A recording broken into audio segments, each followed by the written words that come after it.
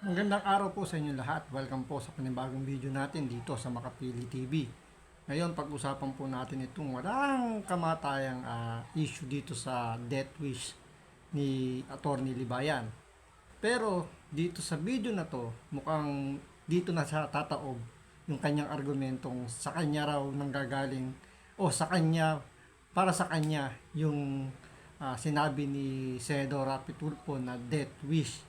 Dito papakita ni Melo Yap sa kanyang video na mali yung sinasabi ni Attorney Libayan. Pero bago natin simulan ang video na to, maglalambing lang po ako ng konti sa inyo. Baka pwedeng pakipindot yung subscribe button, pakilike na rin yung video, wala naman pong bayad yan. Konting lambing lang po. So tuloy na po natin to. Ano ba itong ikatataob ng argumento ni Attorney Libayan tungkol dun sa death wish niya? So panoorin po natin to. Natutuwa, promise, I swear to God, natutuwa ako dahil makikita mo yung parang may sakit na eh. Totoo yun. Yan. So, okay lang naman yan. Yung mga gesture Pakinggan niya, Walang pakinggan niya. problema naman. Heads up ko kayo dito sa sasabihin ni Rapi Tulfo ha. Sa mga hindi pa nakapanood nito, pansinin nyo, hindi natin napansin ito. Pero napansin ni Chris Ulo.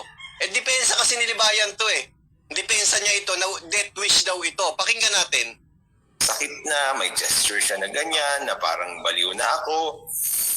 Alam niyo naman mga kabats natin na ako lang yung ako lang naman yung pinapatungkulan niya dito. Oh, sabi niya, ako lang naman yung pinapatungkulan dito. Heads up ko kayo doon guys ha. Doon sa sinabi ni Rapi Tulfo, since critic siya ni Rapi Tulfo eh, sabi niya, ako lang yung pinatutungkulan dito. Heads up ko kayo doon guys kasi mauungkat yun mamaya, mababanggit yun mamaya na siya lang ang pinatutungkulan dito. So, yun nga, ina-assume kasi ni Attorney Libayan na siya yung sinasabihan dito ni Rapi Tulfo dun sa taob-taob na yan, yung taob issue na baka daw sumabog yung puso, padadala ng bulaklak. So, ina-assume ni Attorney Libayan na siya lang yun kasi siya lang naman doon yung kritiko. Di ba yun rin naman yung argumento niya doon sa mga nakarang video niya na una itinanggi niya na hindi naman daw niya sinabi na siya yun. Pero dito, sinabi niya na siya lang naman daw yung pinapatungkulan doon ni Rapi Tulfo dahil siya lang naman yung kumbaga parang siya lang naman yung nagkikriticize kay Rapi Tulfo. So tandaan niyo po yung sinabi niyang yun. So tutuloy po natin to. Ang paniniwala niya, wala nang iba, kundi siya lang yung pinatutungkulan. Tuloy. Kasi siya lang naman daw yung bumabatikos kay Rapi Tulfo eh. So, lahat ng sinabi ni Senador Rapi Tulfo rito, kiniklaim niya na siya yun. Kiniklaim niya na siya yun. Pakinggan niyo to mga kababayan na may papaunawa ako sa inyo. Ako nga, nagsasawa na ako rito sa video na to eh. Kahit ako nahawa na akong i-discuss tong yung topic na to, yung issue na to kasi kahit saan mo naman tingnan talaga yung video wala naman tinutukoy na tao si Rapi Tulfo doon. So bakit niya kiniklaim yung siya yung sinasabihan ni Senador Rapi Tulfo? Pangalawa, wala naman din death wish doon, di ba? Kasi parang concern pa nga siya si Rapi Tulfo na, di ba, sabi niya baka bigla ka lang tumaob yan dahil sama ng loob, sumabog yung puso mo. Di ba? So, tuloy lang natin ito. Tandaan nyo yung mga binabanggit ko sa inyo. Sasawa na ako rito sa video na to. Kiniklaim niya na siya talaga ang pinariringgan ni Senador Rapi Tulfo. Ikaw nga ba? At nag-death wish nga ba talaga si Senador Rapi Tulfo na mamatay ka, Attorney Libayan? Issue tayo rito, hindi tao, pero pakinggan nyo itong sasabihin ko, mga kababayan. Pakinggan nyo itong sasabihin niya sunod at pakinggan nyo yung sasabihin ni Senador Rapi Tulfo. Okay lang yan. Pero tignan nyo dito mga kabats natin. Maganda nga, tuntua ko habang basta't may masara ko, marami ka na makakampi. Baka balang isang araw, tumawag na lang. Awag naman. Hindi. Narinig nyo ha? Baka balang isang araw, tumaob na lang. Pag pinakinggan nyo ho ba yung salitang yun, wish ba yun? Hindi. Kayo sumagot sa tanong ni Chris Ulo. Yung sa sinabi ba ni Rapi Tulfo daw na yun, pinapanalangin ba yun? O hinahangad ba yun ni Rapi Tulfo? Kayo ang sumagot sa tanong ni Chris Ulo. Saan ka makakakita, Attorney Libayan, nakakarinig na nagwi-wish ka ang ginagamit mong word baka? Ano yung sinabi ni Rapi Tulfo baka isang araw, tumaob na lang. Tapos yung sinasabi daw ni Rapi Tulfo na yon, death wish daw yon. Wish daw yon yung salitang baka. Tuloy. Kung nag-birthday kayo at nag-wish kayo, pinag-wish kayo bago nyo i-blow yung candle sa cake, sinasabi nyo, baka makabili ako ng sapatos. Alam nyo, Baka May punto, di ba? May punto. So, tama yung sinasabi nga nila Melo Yap na hindi death wish yung sinabi ni Rapi Tulfo. Dahil baka ang ginamit ni Rapi Tulfo at hindi sana. Di ba? Ngayon, pairalin nyo yung utak nyo, hindi atay. Isipin nyo maigi. Para sa mga zombie to gamitin nyo yung maigi yung inyong mga atay. Para baka sakaling tumibok yung utak ninyo. kinontent ito ni Chris Ulo, may naaalala ako. Dahil nandito siya ngayon nag-PM sa akin. Sabi niya, Melo, magdahan-dahan ka sa salita mo. Baka itumba ka. Nandiyan siya ngayon. Kung nandiyan ka, pagalawin mo baso. Nag-message siya sa akin. Sabi niya, Melo, kasi may mga, actually, hindi yun ang pag-uusapan natin. Sabi niya, baka itumba ka. Kung susundin pala natin itong argumento ni Libayan, ang ibig sabihin nung nagsabi sa akin, wini-wish niya na itumba ko. Yung pala, Walang pinagkaiba yun, di ba sa sinasabi nga nila na pag magtotropa, uy, galaw-galaw, baka ma-stroke ka. Di ba? Yung ba pinapanalangin o wini-wish niya na magka-stroke ka? Di ba hindi? Concern siya na maggagalaw ka dyan, baka ma-stroke ka. So kaya Tony Libayan, death wish yun. Di ba? Tuloy. yun. Kasi baka. Ginamit niya kasi yung salitang baka. Ibig sabihin pala nun, wini-wish pala nung nag-message sa akin na madedo ako. Nakita niyo ang layo ng argumento dito ang layo ng pagkakaintindi dito ni Libayan. Tuloy. makabili ako ng bahay.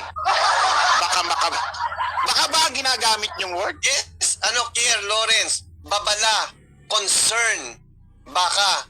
Kaya nga dito, concern pa nga si Tulfo dito Ang sabi niya, huwag kayong masyadong galit, baka bigla na lang kayong tumaob. Ibig sabihin, huwag kang galit, kalma-kalma ka lang, Libayan. Kung ikaw yung tinutukoy. Kung ikaw yung tinutukoy. Kasi dito hindi naman ikaw yung tinutukoy Angking ka lang na angkin Tapos pag angkin mo, Tama. Wala namang inangkin lang ni Atty. Libayan. So, asumera, parang nag-a-assume lang siya na siya yun gagad. Diba? Kasi pag galit ka talaga sa isang tao, kapag meron kang binitawang salita, feeling mo ikaw kagad yun, i-assume mo.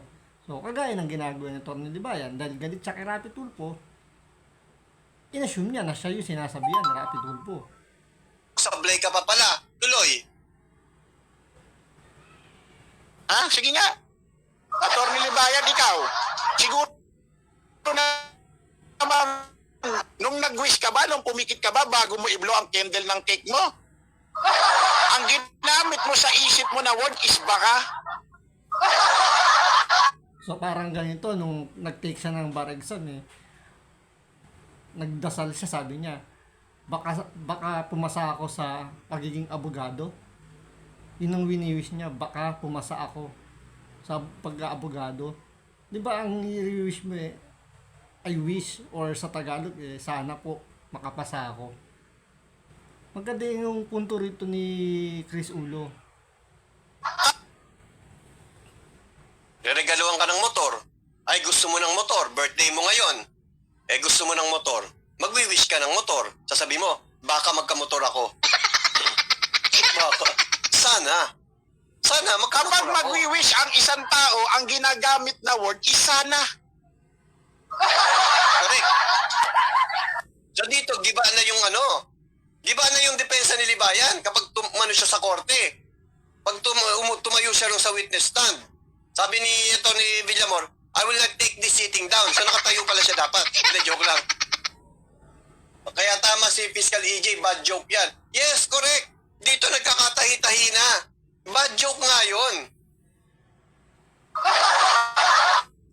Yung bad joke, bad joke sa bad joke yung dahil nga, siyempre, baka nga bilang may ano, pero sabi ko nga dati, kapag nagbibiruan kayong magkakilala, magkakaibigan, normal. Wala namang masamang intention doon. Kumbaga, biruan na lang yun. So, ituloy natin to. Ito pa yung isang yung pinaka-climax nitong video na to At sabi niya pa doon, ako lang naman, sabi niya liwanag, letra por letra, liwanag. Ako lang naman ang pinatutukuyan dito. Sige nga, kumbaga ito ebidensya to, na totoo kaya na ikaw lang talaga ang pinatutukuyan dito, pinatutungkulan doon sa death wish kung muni Senador Rapi Tulfo sa'yo, sabi mo. Pakinggan nga natin dito sa video to. Attorney Libayan versus Attorney Libayan. Ba, magandang laban yun Attorney Libayan versus Attorney Libayan. So, argumento ni Attorney Libayan laban sa argumento ni Attorney Libayan. Sino mananalo? So, pakinggan natin. Ay, nako. Sige nga, play nga natin. Alright, yan. Alright. Magandang araw mga kabatas natin at welcome sa isa ng mga live stream. Mga kabatas natin, alam niyo po, no? May matinding kasinungalingan kasi na umiikot ngayon. Hindi ito niya alam yung sinasabi kasinungalingan. nila na Hindi niya alam yung kasinungalingan na niya. Ididebunk niya rito yung sarili niya. ako, no? Si Attorney Libayan daw ang pasimuno ng lahat ng paninira kay Rafi Tulfo. So, Mga kabatas- hindi, para sa kanya, sinasabi daw namin na si Atty. Libayan daw ang pasimuno ng paninira kay Rapi Tulfo. Pero dito, patutunayan niya, hindi siya ang pasimuno. Ba, may ibang karakter na. Sino kayo yung bagong karakter na sinasabi dito ni Melo Yap? Na ba, sinasabing pasimuno ng yung paninira do kay Rapi Tulfo. So, tuloy lang natin. Kung may ibang pasimuno, pwede. Na yung kiniklaim mo na death wish ko, no, ay hindi sa'yo. And then, nasa comment section Eh, sino ba yung mga nagko-comment sa comment section? Hindi ba mga ka-zombie? Mga subscriber niya, di ba? So, ibig sabihin, hindi nang galing kila Melo Yap yung nagsasabing siya yung pasimuno ng paninira. Wala sa kampo nila. Kumbaga, nandun din sa kampo ni Attorney Libayan. Dahil, sino magko-comment doon? Siyempre, yung mga subscriber, mga follower lang naman niya. Zombie mo? Natural, ikaw ituturo nun kasi ang mga tangat bobo yun. Tuloy. Batas natin, walang paninira tayong ginagawa kay Rafi Tulfo. At lalong-lalo na hindi ako yung pasimuno niya. Wala akong paninirang ginagawa kay Rapi Tulfo. Sabi niya, wala daw, wala. Wala raw paninira. Kwento mo sa pagong, baka may maniwala. Wala daw, wala. Tapos, hindi raw siya yung pasimuno. Eh, bakit umiiyak ka na ikaw yung tinutukoy dyan? Eh, wala ka palang ginagawang masama kay Rapi Tulfo at hindi ikaw ang pasimuno? Correct. Diba? Bakit mo inaako na ikaw yung pinapatungkulan ni Rapi Tulfo? Eh wala naman siya tinutukoy kung sino yun. Diba? Bakit mo ina-assume na ikaw yung sinasabihan ni Rapi Tulfo? Bakit nung nagsalita si Rapi Tulfo, kinlay mo agad? Wala nga pangalan Pwede nga tinukoy doon si Sinagtaaraw. Sinagtala. Ano ang pangalan niyan? Ano ba pangalan niyan? Mali mo, yan ang tinukoy. Di ba? O, tuloy. Wala akong ginagawa kundi, mga kabatas natin, ituro lang ang alam kong tama. Yung age of sexual consent, tama. Yun pala yun. Hindi ako informed. 18. Yun din, di rin pala ako na-inform. Nasa batas pala natin, ang age of sexual consent is 18. Pero dahil nga doon, natalo siya sa debate kay Physical EJ. Pala? 18 pala? Tapos yung Miranda rights. Private citizen, kailangan pala basahan ng private citizen yung aarestuhin. Kailangan pala. Hindi ako informed. Tuloy. Okay? Noong isang araw nga, mga kabatas natin, finiture natin yung Sabi, may butas ka pa nga rito. Sabi mo, tinuturo niya lang kung ano alam mong tama. Eh bakit yung pinaglalaban mo sa debate nyo ni Fiscal AJ, talo ka?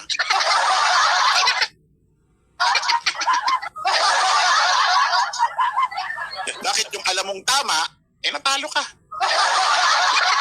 Hindi pala yun. Oo nga, di ba? Natalo siya sa pinaniniwalaan niyang tama, pero natalo siya kay Fiscal EJ. Oh, ano ka ngayon? Yun. Ah. Kaya natin. Tama yung argumento ni ano. Tama yung sinasabi dito ni Crisulo. Yung alam mo palang tama, yun ay kinatalo mo. Pwede kwentong tubol lang ito. .org post kung saan bago pa ako naging aktibo mga kabatas natin sa YouTube. Bago pa ako naging aktibo sa YouTube, Actually, hindi aktibo yung sinabi niya ron eh. Babalikan ko yun kasi dinibang ko siya dyan eh. Dinibang ko siya dyan. Dito nagpaliwanag pa siya. Ano ari ka pa, di ba? Hindi ka nanonood sa akin. Utot mo. Di ba sinagot mo yon? Sinagot niya sa huli. Nagpalusot pa siya. O tuloy. tuloy natin. Ha? Sabi niya kanina, sa isang video pinanood natin, Okay din nga na itong si Chris, fact-based din siya, no? Yan ang maganda, hindi yung opinion. Kasi pag opinion, pagpipestahan kayo ni Libayan tsaka ng mga zombie. Tulad ng ginawa ni Maharlika, si Maharlika, opinion yun eh. Gumamit pa ng reference sa mata, sablay naman. Sablay din eh. Inaway rin nga ni Libayan yun eh. Di ba? Eto, hindi siya opinion. Based on facts. Tuloy. dun sa nagde-death wish daw si Senador Rapi Tulfo sa kanya, eh siya lang daw ang pinatutukuyan doon, pinatutungkulan. Siya lang daw. Pakinggan nga natin. Sabi niya, bago pa ako naging aktibo sa YouTube. Pakinggan natin, sige. As this one, my platform, yung ganito, no, hindi yung dalawa kami na Attorney Magalong because that's a different thing. Ano ho? Iba yon kasi yun, nagsasagot lang kami ng Iba mga... daw yun. Iba daw yun. Iko-content natin yan. Ito, ko-content lang natin yan. mga questions live doon sa mga tao bago tayo nag-shift ng ganito kung saan nagiging topic-centric na tayo mga kabatas natin. Yung naging anti-Tulfo ka. Guys, sa atin walang dating yun eh. Anti-Tulfo ako. Pero sa abogado meron yan. Lalo na sa disbarment. Biro mo, gumawa ka ng content anti-Tulfo? Ha? So, ibig sabihin, mukhang mayayari rito sa, sa pagiging abogado to. Mukhang mahuhubaran to ng corona. Sa sinasabi ni Melo Yap, pwedeng maging grounds to for disbursement. So, mukhang nasa bingit ng alanganin si Atty. Libayan sa kanyang profesyon dahil sabi ni Melo Yap, pwedeng maging grounds daw para sa disbursement. Hindi na maganda itong ginagawa natin. Masyado na natin pinapaboran si Rapi Tulfo. Sa amin, okay lang yan. Sa mga zombie mo, hindi nila napansin yan eh. Pero kung ikaw ay isang abogado at na-filean ka ng disbarment at ang ginawang reason, yung pambabastos mo, pwedeng gawin reference yun na gumawa ka ng channel mo na anti-Tulfo. Ibig sabihin, kalabang ka ni Tulfo bilang isang abogado. Kuha ba? Tuloy. Marami nang bumabatikos kay Rafi Tulfo. Uy, teka! Melo yung priyak, ano daw? Marami raw bumabatikos kay Rapi Tulfo, sabi niya. O, di ba? Maraming bumabatikos. So, hindi lang siya yung bumabatikos kay Rapi Tulfo. So, ibig sabihin, maraming pwedeng mag-claim na yung sinabi ni Rapi Tulfo, hindi, marami pwedeng patungkulan doon. Siya lang yung nag-assume, siya lang yung umako. Which is hindi naman dapat siya umako. Dahil hindi naman yung death wish. Kasi nga baka ang ginamit na salita ni Rapi Tulfo. Batikos kay Rapi Tulfo. So, hindi lang siya. Bakit inako mo? O, tuloy. Daw! Ano sabi? Ano sabi? Grabe, palakpakan natin si attorney!